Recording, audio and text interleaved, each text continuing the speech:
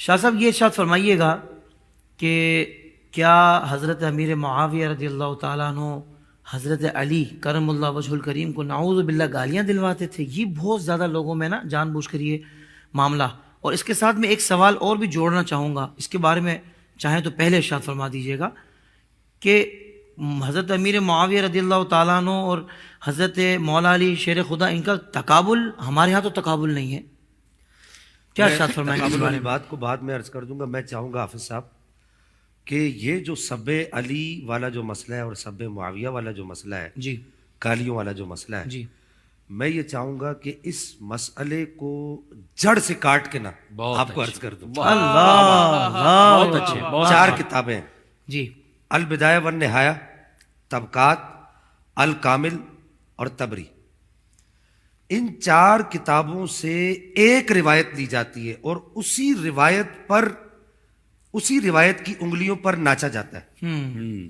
اور ان چاروں کتابوں کے اندر راوی دو ہیں کہ جن روایتوں میں یہ آیا ہے کہ جناب معاویہ رضی اللہ تعالیٰ وردہ عنہ جناب مولا کائنات مولا علی کرم اللہ تعالیٰ وجہ الکریم کو اپنے عمال کو کہہ کے جی اور اپنے گورنروں کو کہہ کر گالیاں دلوایا کرتے تھے. البدایہ والنہایہ نے تو راوی کا نام ہی نہیں لکھا مفتی صاحب. بہت اچھے. ابو الفدا عماد الدین ابن کثیر نے اس راوی کو اس قابل ہی نہیں سمجھا جس کا نام میں ابھی بہت اس لینے قابل لگا ہی نہیں سمجھا. ہوں. میں ابھی جس کا نام لینے لگا ہوں.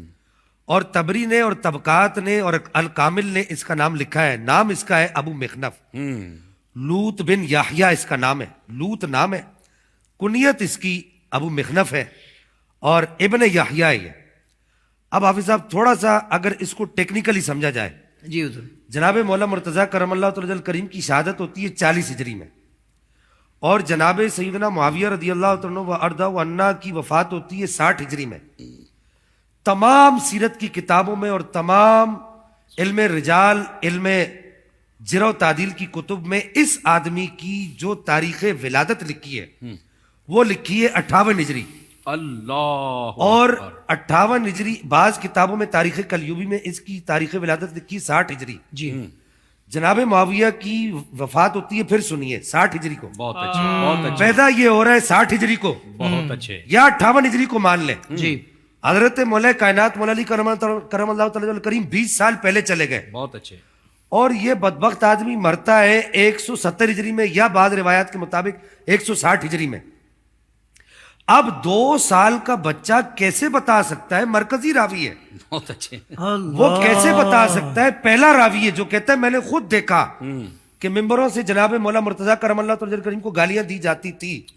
لوط بن یحییٰ ابو مخنف وہ کہتے ہیں میں نے خود دیکھا. اس سے پہلے پیچھے کوئی روایت کرنے والا نہیں ہے، نہیں بہت ہے، اچھے. اس کا کوئی شیخ نہیں ہے. مفتی صاحب آپ سمجھتے ہیں اس بات کو؟ پہلا آدمی فارغ ہو یہ گیا. نہیں کہتا کہ سمعتو، صحیح، اس سے سب نے کہا سمعتو، یعنی یہ فتنے کی جڑ ہے. جڑ ہے. اگر اسی کو سمجھ لیا جائے، یہ اس کو کہتے ہیں، جیسے انہوں نے پنجابی استعمال کی تو میں اردو استعمال کر دوں، بے موقع کا گواہ. جو بیچارہ وہاں تھا ہی نہیں وہ گواہی دے رہا ہے صحیح. کہ جناب مولا مرتضیٰ کرم اللہ تعالی الکریم کو گالیاں دی جاتی تھی. اچھا اب یہ تھا کون؟ بہت اچھے. جس آدمی نے یہ روایت گھڑی ہے یہ تھا کون؟ میں کسی کا حوالہ نہیں دوں گا.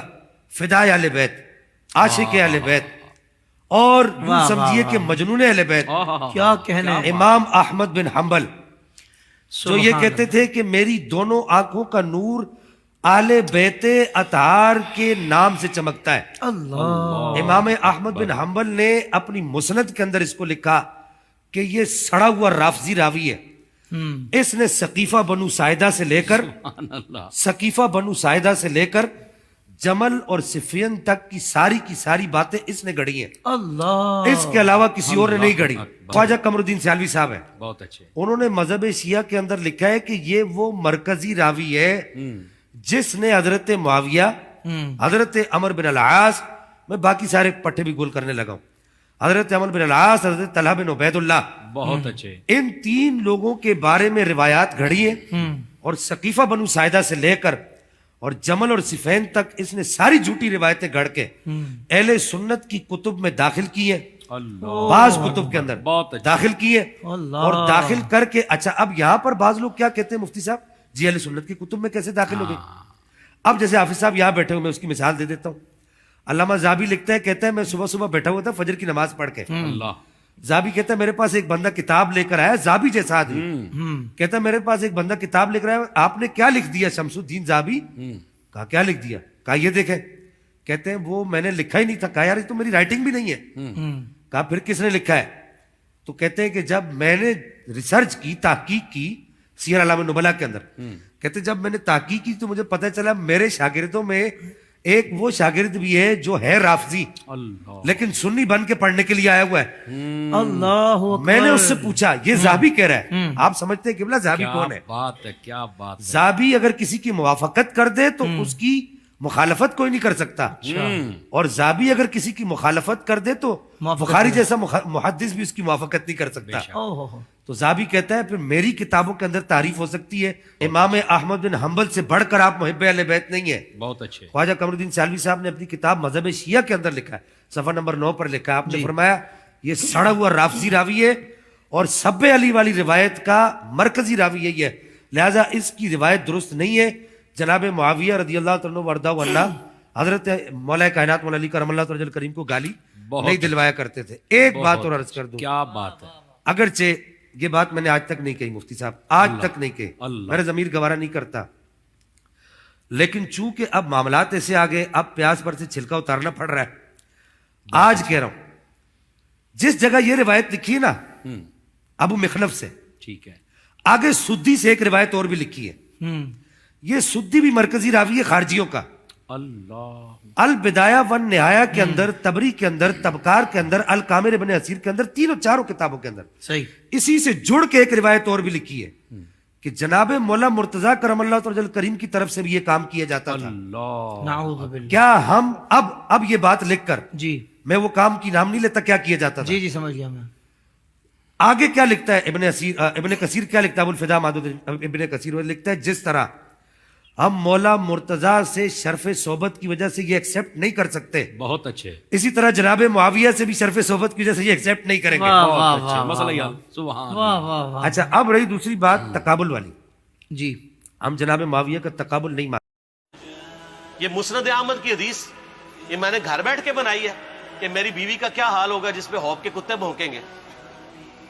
تو سیدہ عائشہ سے مجھ سے زیادہ نبی الاسلام کو محبت تھی، لیکن آپ اللہ کے پیغمبر تھے، آپ نے اپنے گھر کی خبر بھی نہیں چھپائی، بتا دی کہ یہ ہوگا۔ اور اس سے بڑھ کے صحیح بخاری میں خطبہ ہے کہ عمار ابن یاسر کو مولا علی نے بھیجا کوفے میں، کوفے والے نیوٹرل ہو گئے تھے کیونکہ بصرہ سے سیدہ عائشہ آ رہی تھی، اور وہاں پہ انہوں نے کہا نہ ہم سیدہ عائشہ کا ساتھ دیں گے نہ مولا علی کا دیں گے۔ تو عمار ابن یاسر کو تیار کرنے کے لیے، یعنی وہاں کے جو عوام تھی اس قتال کے لیے، مولا علی نے بھیجا۔ تو سیدنا عمار ابن یاسر نے وہاں پہ کوفے کے ممبر پہ خطبہ دیا، بخاری کے الفاظ ہیں، اوپر والی سیڑھی پہ عمار ابن یاسر نے حسن ابن علی کو بٹھایا، حالانکہ حسن ابن علی سے 4 گنا بڑی عمر تھی عمار ابن یاسر کی، 90 پلس ہو چکے ہوئے تھے، 3-4 گنا ان کی عمر تھی، لیکن اہل بیت کا احترام کیا، خود نچلی سیڑھی پہ بیٹھے۔ بخاری کے الفاظ ہیں کہ اے لوگو اللہ نے تمہیں آزمایا ہے، ایک طرف دنیا اور آخرت میں تمہارے نبی کی بیوی ہے سیدہ عائشہ، دنیا اور آخرت میں، یعنی عزت اپنی جگہ قائم۔ یہاں لوگ سمجھتے ہیں کسی کی غلطی آ گئی تو پتہ نہیں کیا ہو گیا، وہ یار اس کا مرتبہ اپنی جگہ ہے، غلطی اپنی جگہ ہے، پیغمبر نہیں ہے وہ۔ اور دوسری طرف علی ابن ابی طالب ہے، اللہ اب دیکھے گا تم عائشہ کی اطاعت کرتے ہو یا اللہ کی، علی کی نہیں اللہ کی۔ کیوں؟ یا ایھا الذین آمنوا اطیعوا اللہ واطیعوا الرسول واولی الامر منکم، ان کا اولو الامر مولا علی ہے، ان کی اطاعت واجب ہے۔ یہ اللہ نے آزمایا ہے کہ اللہ کی اطاعت کرتے ہو یا عائشہ کی۔ اور آپ حیران ہوں گے، یہ حدیث امام بخاری حضرت عائشہ کی فضیلت والے چیپٹر میں لے کے آئے ہیں۔ اگر امام بخاری مشورہ کر لیتے نا ناسبیوں سے تو انہوں نے کہا تھا سر آخری صحیح رکھو، پچھلے والا رہن دو، بلکہ پچھلے والا رکھو آخری والا رہن دو، کہ عائشہ دنیا اور آخرت میں۔ وہ حدیث گھٹنے کا میں آپ کو طریقہ بتاتا ہوں، کاٹ چھانٹ کرنے کا۔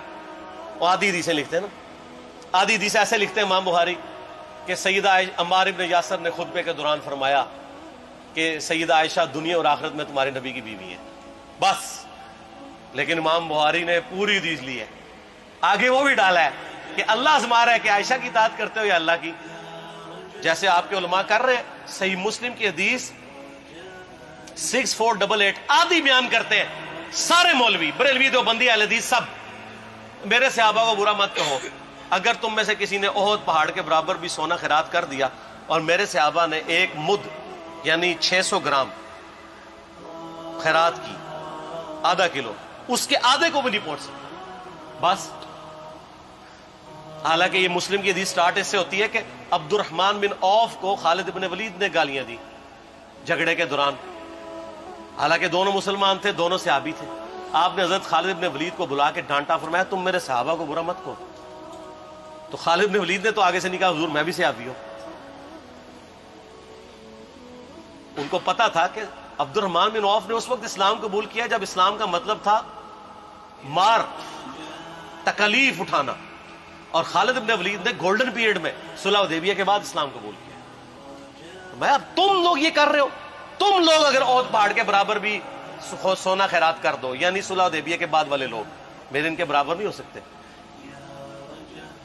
اور جو فتح مکہ پہ معافی مانگ کے مسلمان ہوئے ہیں طلقاء، مؤلفۃ القلوب، آل امیہ، ان کا تو لیول ہی کچھ نہیں ہے. یہاں تو خالد بن ولید کے بارے میں یہ بات کی جا رہی ہے. اور پھر وہ مؤلفۃ القلوب اپنے زمانے میں ممبروں پہ سب و شتم کروائیں سیدنا علی پر، تو سب سے پہلے تو ان کو کہنا چاہیے جن کے بارے میں حدیث تھی کہ تم صحابہ کو گالی مت دینا. ہم نے تو خیر کبھی دی بھی نہیں ہے.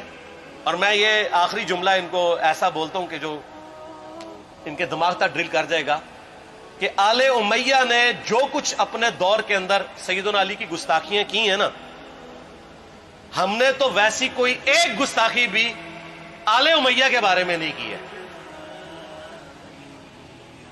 میں نے آج تک آل امیہ کے اوپر بائی نیم کسی کے اوپر لعنت کی ہے؟ حالانکہ یہ مولا علی پہ کرتے رہے.